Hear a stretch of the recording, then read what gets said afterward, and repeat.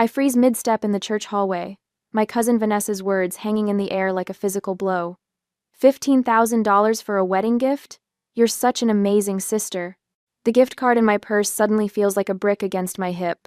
$5,000, 2 months of careful saving, budgeting lunches at my desk, canceling my weekend getaways. My fingers curl instinctively around the strap of my handbag. Vanessa turns, her champagne glass tilting precariously as she spots me. Her eyes widen, lips forming a perfect O of surprise. Oh, was it supposed to be a surprise? My PR training kicks in before my emotions can betray me. I stretch my lips into what I hope passes for a smile, though my face feels wooden, disconnected from the storm brewing inside. Don't worry about it. I manage, my voice steadier than it has any right to be. These things have a way of getting out. Vanessa smiles, relieved, and squeezes my arm. Still, what a generous gift. Maya is so lucky to have you. The world narrows around me as I nod, murmur something appropriate, and continue down the hallway on suddenly leaden legs. 15,000. Not 5. 15. The bathroom door feels impossibly heavy as I push through it, locking myself in the farthest stall. My hands shake violently now, no audience to perform for. I fumble with my phone, pulling up my bank app. The balance mocks me, the result of months of overtime and sacrifice. The gift card receipt sits in my email, the confirmation number, and amount in bold black letters, $5,000. A memory surfaces. My mother's voice, casual and cutting over Sunday brunch last week. You know, with your PR salary, everyone expects something substantial. The way she emphasized substantial, as if my planned gift were pocket change. Mia, my perfect younger sister, nodding along. Jenny's sister gave her $20,000 for her wedding. Must be nice to have such a generous family. The dismissive look they exchanged when I'd mentioned my $5,000 gift. The gift that represented 60-hour work weeks and declined invitations to save every penny. My heartbeat thunders in my ears. Sweat breaks out across my forehead as tunnel vision threatens. I press my palms against the cool metal of the stall door, forcing myself to breathe deeply. 1 breath. 2. 3. In the mirror above the sink, my reflection stares back at me. Melia Allen, 31, successful PR specialist, reliable daughter, generous sister. My makeup is flawless, my burgundy dress wrinkle-free, my smile practiced and pleasant. But something new burns in my eyes now, a controlled fury, simmering beneath the composed exterior. I reach into my purse and remove the gift card from its elaborate wrapping, the silver ribbon I'd spent 20 minutes perfecting now crushed between my fingers. 15,000. They'd told everyone I was giving 15,000. This isn't the first time. Images flash through my mind. The check I wrote for Maya's final semester of college when she decided to study abroad. The loan for my parents' roof repairs that was never mentioned again. The medical bills after Dad's minor surgery last year that somehow became my responsibility. Each time, the same pattern. The casual mention of their need. The pointed references to my good fortune in my career. The implied obligation. The gratitude that never quite matched the sacrifice. Water splashes onto my wrists as I wash my hands with mechanical precision. I pat my face dry, reapply my lipstick, and straighten my shoulders. Not this time. I walk into the rehearsal dinner with measured steps, scanning the room until I spot them. Mom and Maya, heads together in conversation at the head table, both turning silent the moment they notice me. Their smiles are too bright, too eager as I approach. Guilt flickers across Maya's face before she masks it with a laugh at something our father says. Miss Allen? The wedding planner appears at my elbow, clipboard in hand, her professional smile firmly in place. Your mother mentioned you'd like to announce your gift during tomorrow's reception? I turn to her slowly, a plan forming with perfect clarity. Actually, I have a better idea. My voice sounds different even to my own ears, calm, decisive. Could I be added to the toast list? Before my mother speaks. The planner nods, making a note on her clipboard. Of course. Right after the father-daughter dance? Perfect. I smile, feeling the weight of the gift card in my purse. I think everyone will be quite surprised by what I have to say. After the rehearsal was over, the hotel room keycard slipped from my trembling fingers as I fumbled with the door. Inside, I kick off my heels, one bouncing across the beige carpet as I sink onto the edge of the bed. My phone buzzes with a text from Mom. Don't forget your speech tomorrow. Everyone's so excited about your generous gift. I switch off the phone and pull out my laptop instead. The spreadsheet glows in the dim hotel lighting, each entry a precise record of my silent generosity, a digital paper trail of manipulation. My finger traces down the screen, each row a memory. $4,700. Dad's medical bills after his knee surgery. $7,200. Mom and Dad's roof repair last winter. $11,340. Maya's final semester abroad in Barcelona. $3,890. The emergency loan when Maya's car broke down. $5,450. Parents' anniversary cruise. $15,000? The total at the bottom of the screen mocks me. $47,380 over 3 years. Nearly a year's salary after taxes. I open my banking app, staring at the balance that should be larger. Should be enough for the down payment on the small bungalow I've had my eye on for months. The cottage with the bay window and reading nook that the realtor keeps calling about. My email inbox holds more evidence. Subject lines from Maya scroll past. Thank you so much for the help with tuition. I'll pay you back someday. Love you. You're literally a lifesaver with the car thing. I owe you big time. Best, sister, ever. Barcelona wouldn't have happened without you. Not one penny repaid. I click on voicemail, finding the message from last Tuesday that I'd saved. Sweetie, it's Mom. Just confirming you're bringing the gift tomorrow. We're telling everyone about your generous contribution. 15,000 is such a meaningful number for our family, you know, since Maya was born on the 15th. Anyway, call me back. 15,000. The precise amount they knew I couldn't afford without emptying my savings. The hotel phone rings, startling me. I answer reflexively. You're not answering your cell. Kate's voice comes through, clear and fierce. What happened at the rehearsal? They told everyone I'm giving Maya $15,000. They what? Kate's voice rises. Mel, that's 3 times what you planned. My laugh sounds hollow even to my own ears. According to my spreadsheet, it's not even their biggest ask. What spreadsheet? The words tumble out as I describe the financial accounting I've kept for years, every loan, every temporary help, every guilt-induced transfer. 47,000? Kate whispers. Mel, that's financial abuse. The term hangs in the air between us. I've never labeled it before. This ends now, Kate says, her voice hardening. They've been using you as their personal ATM for too long. It's not that simple. Because you've let them make it complicated. Your mother orchestrates, Maya plays along, and your father sits back and benefits without ever lifting a finger to defend you. Her words land with physical force. The trio of betrayers named so plainly. If I don't give what they've promised, I'll look like the villain. I say, only to people who don't matter. Kate counters. This is your chance to break the pattern, Mel, once and for all. After we hang up, I sit motionless, Kate's words echoing. My phone buzzes again, a late-night call from Mom. Melia, darling, just checking in. Your father and I told the photographer to capture your special moment tomorrow. Everyone's so excited about your generosity. Mom, I never agreed to $15,000, I say quietly. A pause. Well, that's what we've told everyone. It would be embarrassing to go back now. Her voice sharpens. You know how these things go. Perception is reality. The PR phrase my profession's mantra used against me. I need to go, Mom, it's late. I hang up before she can respond. Then notice my social media notifications blinking. 3 new tags. Cousin Vanessa's post appears first. So proud of my cousin Amelia Allen for her incredible $15 wedding gift. Family goals. Best sister ever. 23 likes already. My stomach knots. The trap is complete. Back out now and I'll look cheap. Ungrateful. Selfish. The narrative already written against me. I pull out the hotel stationery and begin drafting. Cross out. Redraft. The words need to be perfect.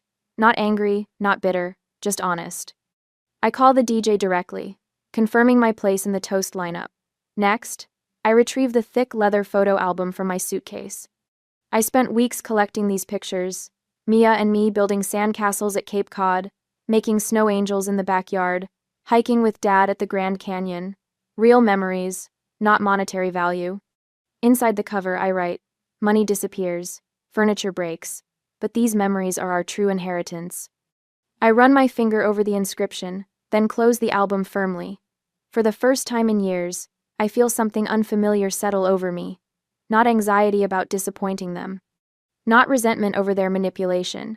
Something cleaner, sharper. Clarity. I place the photo album on the nightstand and turn off the light. Tomorrow, I'll give a gift worth more than $15,000. The truth. Next morning, I balance a mimosa in one hand and force a smile as Aunt Carol leans in close, a perfume cloud engulfing me. Such a generous sister. She whispers, patting my arm.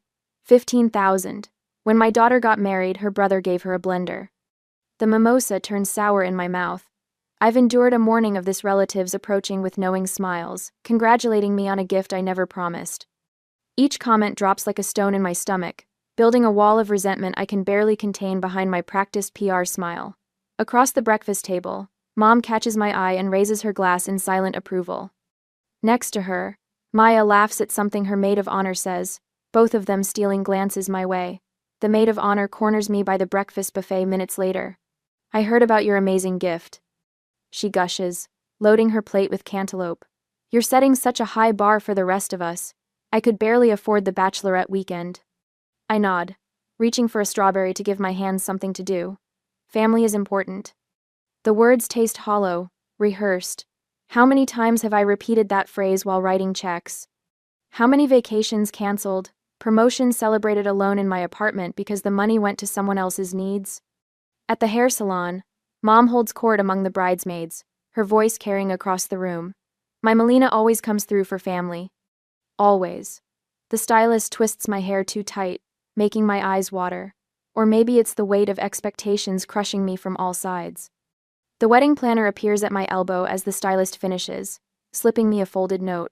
From your mother, she whispers before disappearing into the controlled chaos of pre-wedding preparations. I unfold it with trembling fingers. Your announcement right after father-daughter dance. Perfect timing for maximum impact. My lungs constrict. She's choreographed this entire performance, my role reduced to opening my wallet on cue.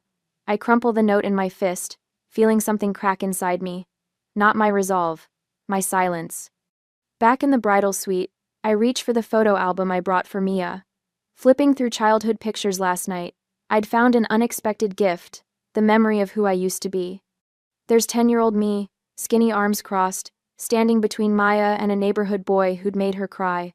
My chin jutted forward, eyes flashing. I'd forgotten that girl existed, the one who spoke her mind before she learned to swallow her words with her pride. Another photo slips out, Grandma Allen holding both of us on her lap, her silver hair catching sunlight. Her voice echoes in my memory. Honesty is the only gift that never breaks, Melly. Remember that. I touch the image, feeling the truth of it burn through my fingertips. My silence hasn't protected anyone, it's only enabled years of taking, of expectations that grow with each unspoken surrender. The bathroom door swings open, and Mom appears in the reflection behind me. Our eyes meet in the mirror, her perfectly lined lips tightening at the corners. There you are. Everyone's waiting. She closes the door, blocking the exit. I've told everyone about the 15,000, Melia. Don't embarrass us. The words hang between us. The first time she stated the lie directly to my face. I turn slowly, photo album clutched to my chest like armor. I never agreed to that amount, Mom. Her shoulders stiffen, surprise flickering across her face before hardening into something colder. Don't be difficult. You make more than enough to spare it. Family comes first. Yes. The word comes out stronger than I expected.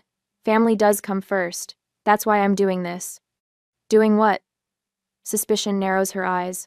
I move past her toward the door, being honest. My phone buzzes with a text from Kate. Whatever happens, I'm proud of you. Truth is always right. The photographer captures me in the hallway, camera clicking at my expression. Whatever he sees makes him lower the lens and nod with something like respect. That's a keeper, he murmurs. Uncle William passes me on the way to the ceremony, his weathered hand squeezing my shoulder. Stand tall, Melia, he says quietly. Some storms need to break. He's always seen through the family dynamics, recognized the undercurrents while everyone else admired the surface. His support steadies me as I approach the DJ's table and hand over my revised speaking card. Before the mother of the bride, I say firmly. It's a surprise. The DJ studies my face, then nods. Got it. The ceremony passes in a blur of white lace and promises. I stand beside my sister, holding her bouquet, wondering if she sees the irony I've been holding things for her all our lives. The reception begins with champagne and laughter. Across the room, Mom straightens Dad's tie, whispering in his ear. She's radiant in her mother of the bride glory, accepting compliments and directing servers with practiced efficiency. Every few minutes, her eyes find me, making sure I'm still in place for my assigned role. The father-daughter dance concludes with applause. Mom begins moving toward the microphone, her path clear in her mind. But the DJ's voice cuts through the settling quiet. And now, before we hear from the mother of the bride, Melia Allen would like to say a few words. Mom freezes mid-step, her champagne glass tilting dangerously. Her head swivels toward me, eyes widening with alarm. I rise from my seat, legs steady beneath me. The room falls silent as I approach the microphone, feeling the weight of expectation and confusion ripple through the crowd. My heartbeat drums in my ears, but my hands remain still, no longer trembling. For the first time in years, I recognize myself not the agreeable daughter, not the reliable ATM, but the girl in that photograph who knew how to stand her ground. I take the microphone, meet my mother's stunned gaze across the room, and smile, not the practiced PR smile, but something real and unflinching. Behind Mom, Dad shifts uncomfortably in his seat. Maya's fingers twist in her lap, her new wedding ring catching the light. But I keep speaking, the words flowing now, unstoppable as truth always is once it finds its voice. The wedding reception buzzes with energy, crystal glasses clinking, silverware tapping against china plates, the low murmur of conversation hanging in the air like perfume. David's arm remains wrapped around Maya's waist, both of them watching me with expectant smiles that don't quite reach their eyes. I've thought a lot about my gift to my sister today. I begin, my voice carrying across the ballroom with surprising steadiness.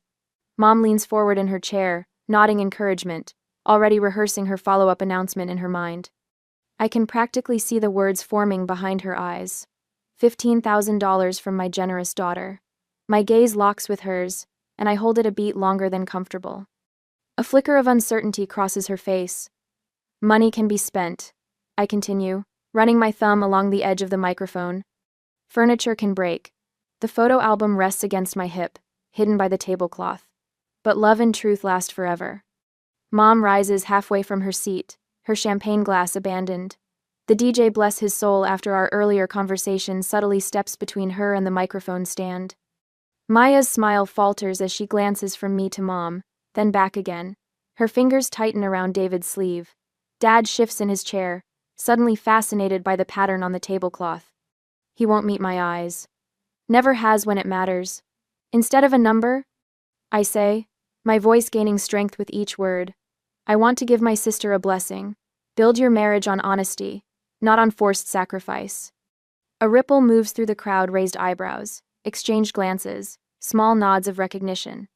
Aunt Judith, who watched Mom manipulate me into paying for Maya's study abroad program 3 years ago, leans toward Uncle William with a whispered comment. William's eyes meet mine with quiet approval. The truth has been hiding in plain sight for years, visible to anyone willing to see it.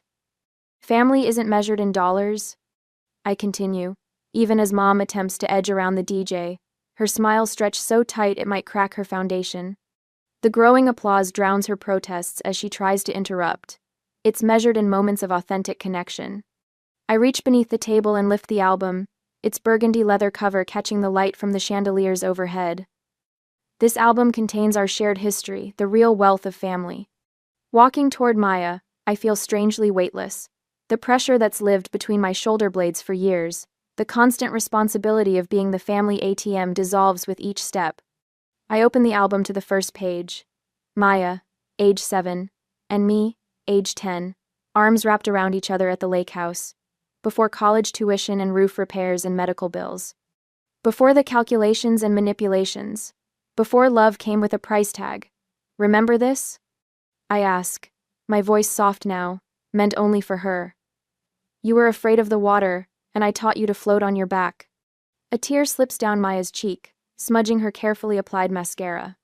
Shame and recognition flicker across her face as she accepts the album with trembling hands. I hope you and David fill it with honest moments and true happiness, I say, squeezing her fingers before stepping back. That's worth more than any dollar amount. The photographer captures the moment, Mia's tear-streaked face, the album clutched against her sequined bodice, my straight-backed posture as I return to my seat. It's not the money shot Mom planned, but it's honest. Applause swells around us, louder than I expected. Uncle William is the first to stand, followed by Kate at the back table, then Aunt Judith, and soon half the room. Not standing for me, exactly, but for the audacity of truth over practiced family performance. Mom remains seated, her body rigid with fury barely contained behind her social smile. Dad pats her hand absently, his gaze fixed somewhere over my left shoulder. Later, guests approach with genuine appreciation. Mrs. Robertson, Mom's bridge partner for 20 years, squeezes my elbow. About time someone in this family spoke honestly, she murmurs, loud enough for Mom to hear from 3 feet away. Mia finds me by the cake table, the album tucked under her arm. Her makeup has been hastily repaired, but her eyes remain red-rimmed. "You made me look terrible," she whispers. "But there's no real heat behind it." "No," I correct her gently. "I gave you the chance to be better. I gave you the chance to be better." Maya glances toward our mother, who stands surrounded by a circle of relatives, her hands moving in short, sharp gestures. Damage control in full swing. Eleanor intercepts me as I slip away from the crowded dance floor. Her fingers curl around my wrist, manicured nails digging into my skin. "You've humiliated us in front of everyone," she hisses, her smile fixed for any watching guests, while her eyes flash with cold fury. "That speech. That photo album. What were you thinking?" I draw a steady breath, feeling oddly calm despite the storm brewing around me. The weight I've carried for years has lifted, leaving clarity in its place. "I was thinking about honesty, Mom." Thomas appears behind her, his jaw clenched beneath his rehearsed smile. "Your sister deserves better, Melina. On her special day, of all times." Before I can respond, Maya approaches, her wedding gown swishing softly against the polished floor. Mascara streaks her cheeks, the perfect bride's makeup now imperfect with tears. "Why did you have to make a scene on my special day?" Her voice wavers between genuine hurt and practiced performance. "Everyone was expecting, you know." $15,000? I ask quietly, refusing to be baited into raising my voice. "A gift I never promised?" Eleanor's nostrils flare. "We assumed you'd want to do something meaningful. With your salary." "My salary barely covers my rent after I've given you $47,000 over the past 3 years. The number falls between us like a stone, precise and undeniable. Thomas blinks rapidly. "Now wait just a minute." I reach into my clutch and withdraw a folded piece of paper, the spreadsheet I printed this morning, every transaction meticulously documented. Here's a complete accounting. Dad's medical copays. Mom's roof repairs. Maya's final semester abroad. "That's private family business," Eleanor snaps, glancing nervously at nearby guests who've begun to notice our tense gathering. "Private until you decided to announce a fictional $15,000 gift to everyone we know." My voice remains level even as heat rises in my chest. Love shouldn't come with a price tag. Uncle William approaches, champagne glass in hand. His weathered face hardens as he overhears Eleanor's rising protests. "Eleanor, the girl's right," he says, placing a steadying hand on my shoulder. "This has gone on too long." Mrs. Caldwell, my mother's bridge partner for 20 years, pauses nearby, her expression shifting from curiosity to discomfort as she witnesses Eleanor's mask slipping. "You don't understand." Eleanor sputters, her composure fracturing. "Family helps family." "I agree," I say, opening my purse again. "Which is why I brought these." I pull out my phone and open the text thread with Mia from 2 weeks ago.